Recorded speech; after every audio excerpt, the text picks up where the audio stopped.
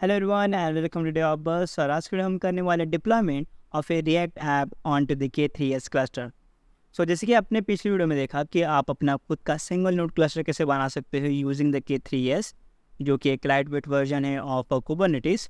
सो उसमें हमने देखा कि आप कैसे इंस्टॉल लॉन्च करके वो आप सभी चीज़ें फॉलो करके एक फाइनल में कुबरनेटिस क्लस्टर बना सकते हो।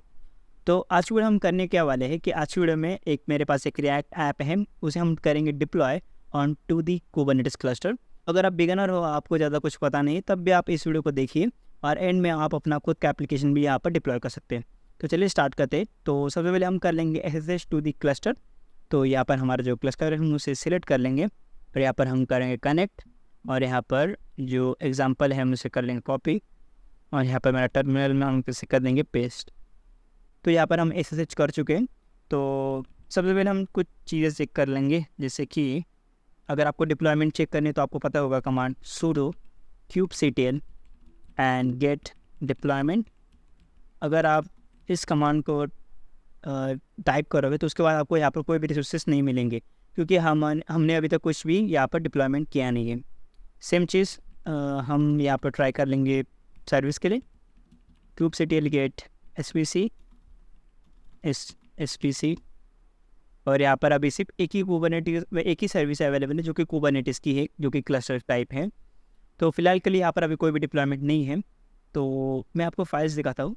तो यहाँ पर मेरे पास दो फाइल्स है, डिप्लॉयमेंट एंड सर्विस। सो यही फाइल की यूज़ करके हमारे जो एप्लीकेशन है हम उसे डिप्लॉय कर सकेंगे, उसके बाद उसे एक्सेस कर सकेंगे।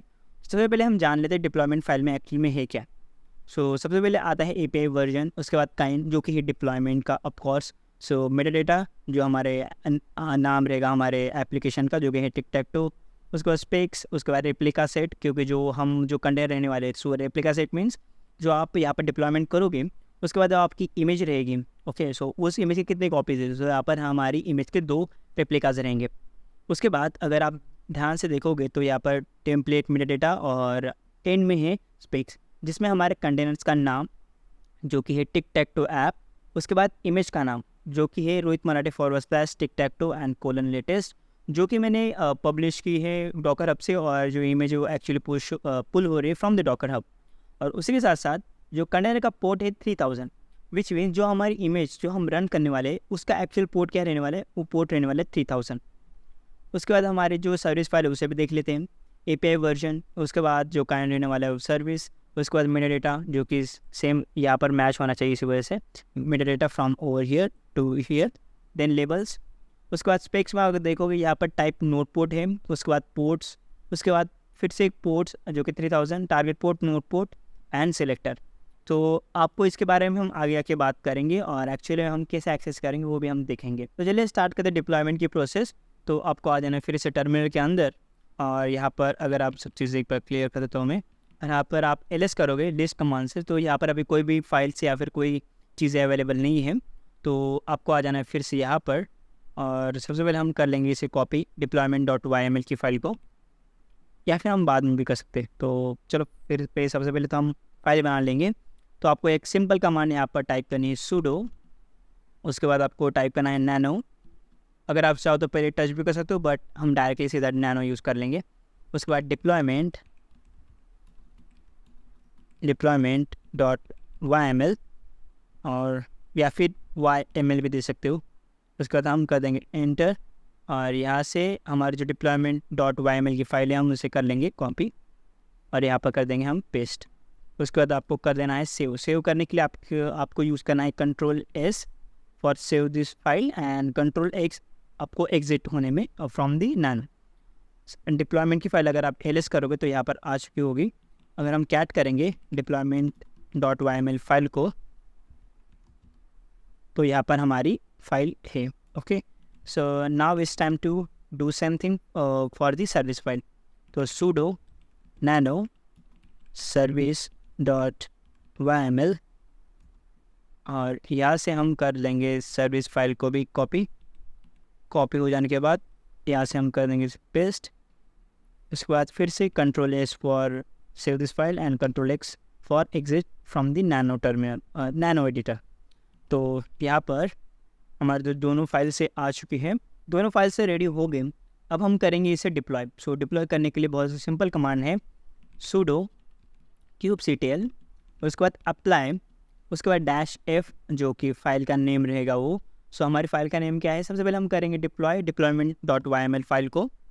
और जैसे आप डिप्लॉय करोगे तो यहाँ पर देखो कि deployment.apps, उसके बाद tic-tac-toe created।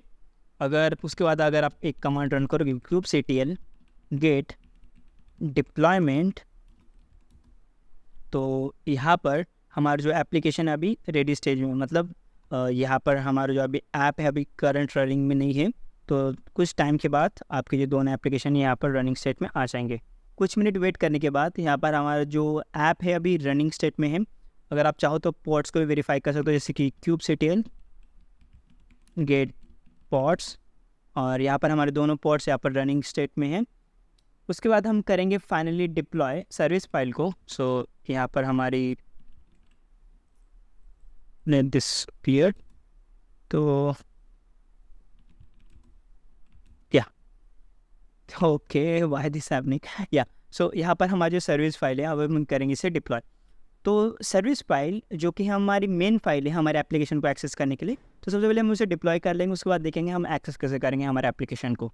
तो यहाँ पर अगेन द सेम कमांड होने वाले sudo kubectl, उसके बाद अप्लाई -f और -f, I know I am do quite a typo mistake.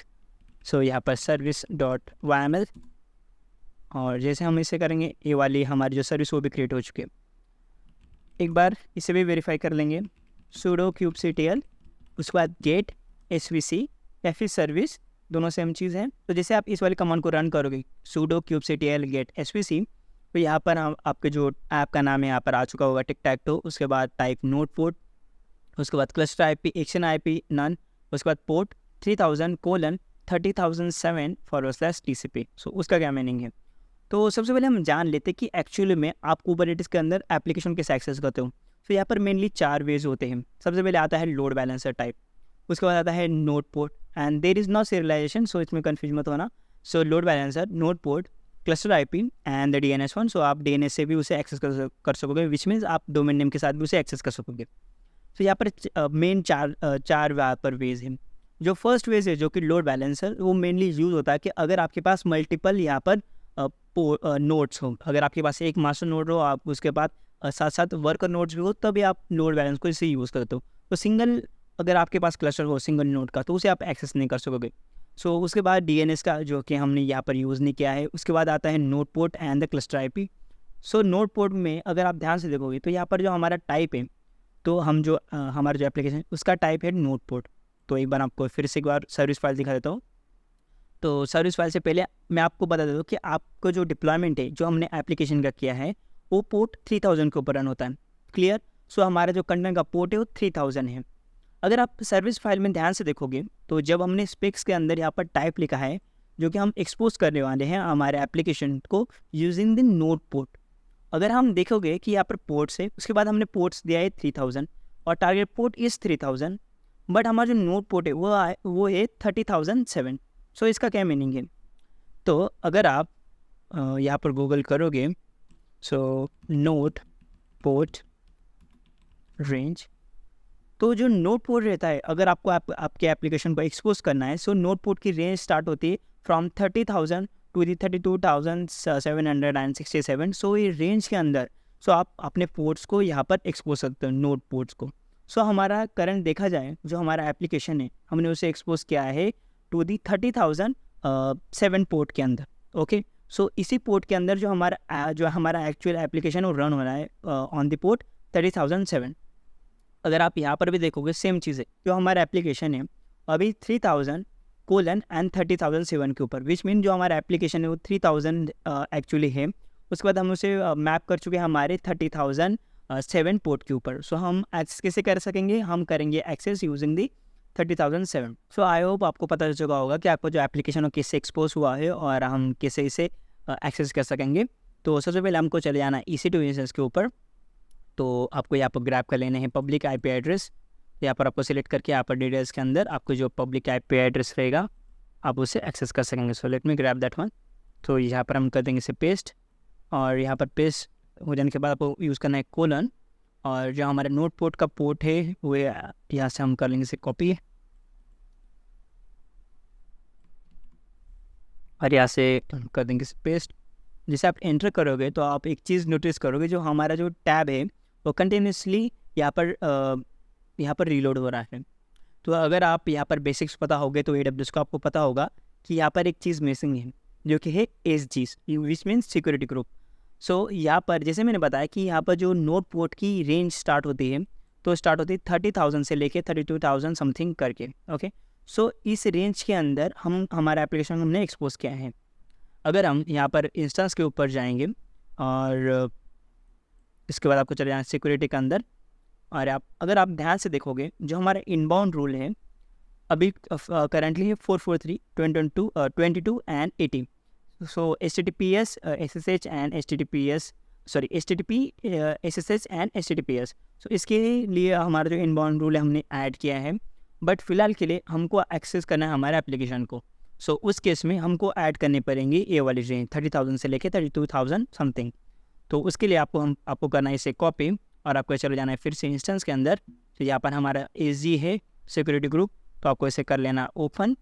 और जैसे आप इसे ओपन करोगे तो यहाँ पर एक ऑप्शन मिलेगा एडिट इनबाउंड रूल का, और यहाँ से आपको स्क्रॉल डाउन करके यहाँ पे हम कर देंगे इसे ऐड, और यहाँ पर हम कर देंगे एनीवेयर IPv4। उसके बाद आपको कर देना इसे सेव, और जैसे आप सेव करोगे तो हम फिर से एक बार रिफ्रेश कर लेंगे, और जैसे कि आप देख सकते हो कि हमारा एप्लीकेशन यहाँ पर सक्सेसफुली यहाँ पर डिप्लॉय हो चुका है। तो जैसे कि आपने देखा कितना आसान था एक कुबरनेटिस क्लस्टर को बनाना और उसके साथ साथ डिप्लॉय करना application on to Kubernetes cluster. And that's pretty much for this video. अगर आप कोई भी वीडियो चाहते हो तो let me know in the comment section, and see you guys in the next one.